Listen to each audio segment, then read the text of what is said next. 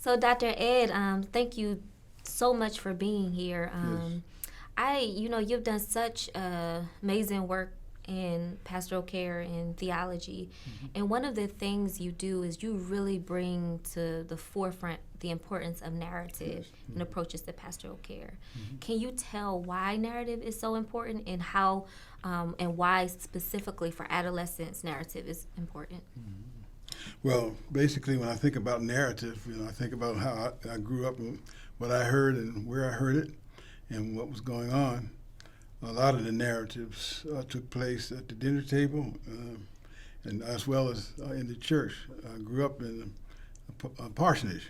My father was a minister, and my mother was also a reluctant um, pastor's wife more than anything else, and there are good reasons for that. But she told a lot of stories as well.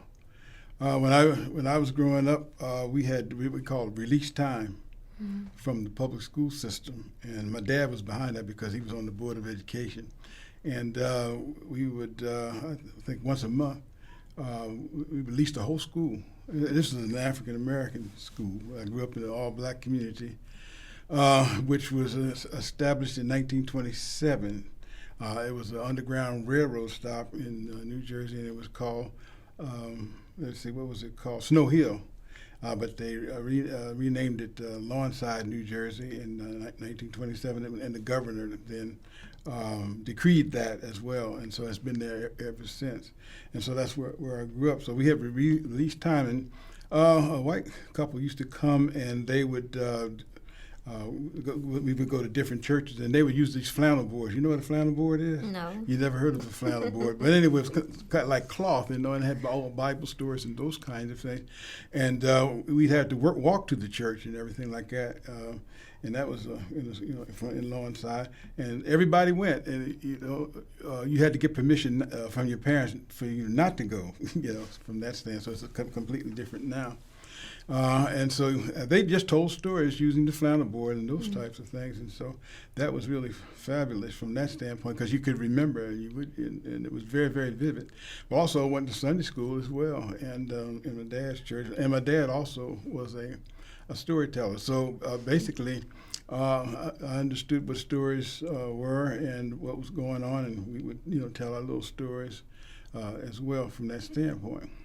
At dinner time, my mother was a school teacher and in Philadelphia, Pennsylvania, and she would always come home and tell us what was going on at school, and she was like a guidance counselor.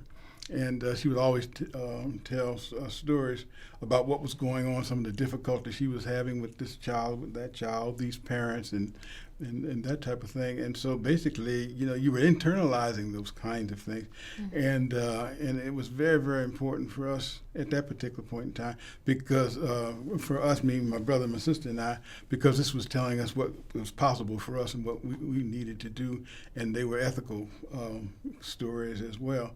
And so I just that's how I grew up, and but also we lived in that town. It was a very small town, and before school and things like that, we would get together and tell stories as well among the kids, and we used to call it lying. It was the biggest liar there, and it was the best storyteller, and so those kinds of things. But the reality was that they were mirrors about what was possible, and that was when I was before I went to high school.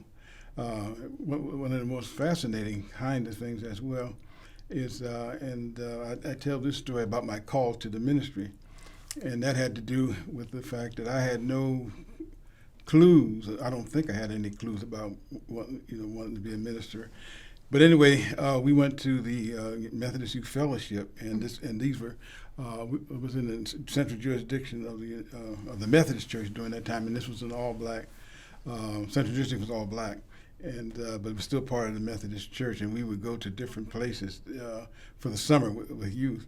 And there's one time I went to Haverford College. First of all, we started off at Morgan State College in Baltimore, Maryland.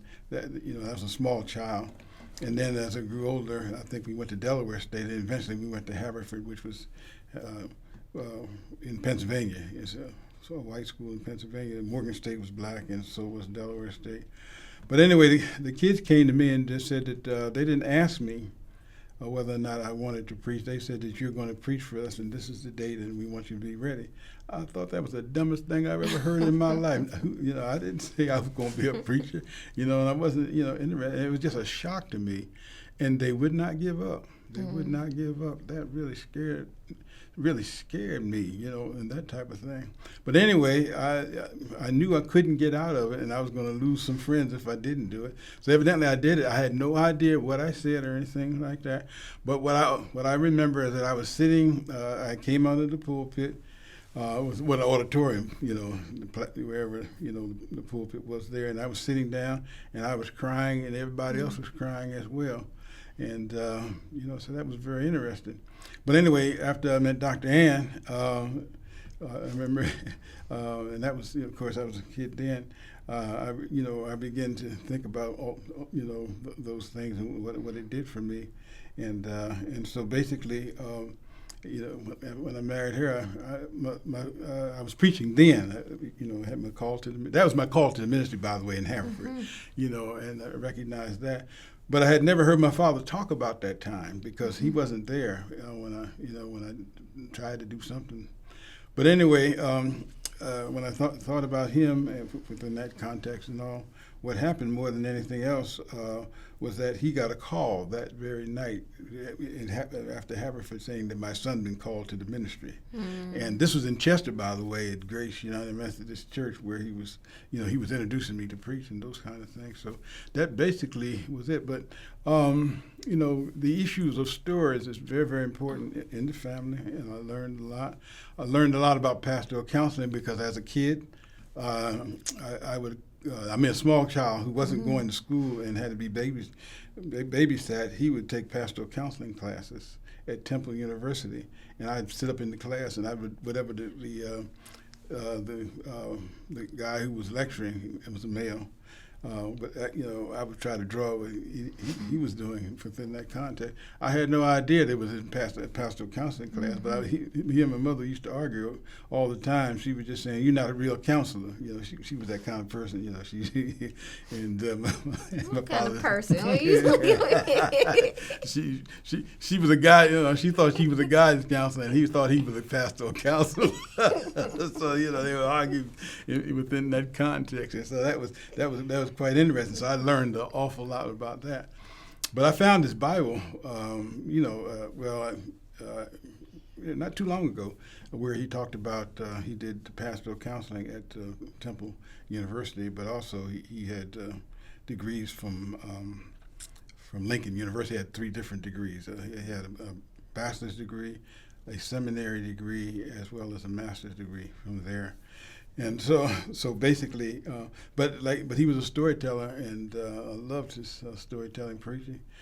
He wasn't a hooper or anything like that, but he could sing though, from that standpoint. Thank you, Dr. Ed. Mm-hmm.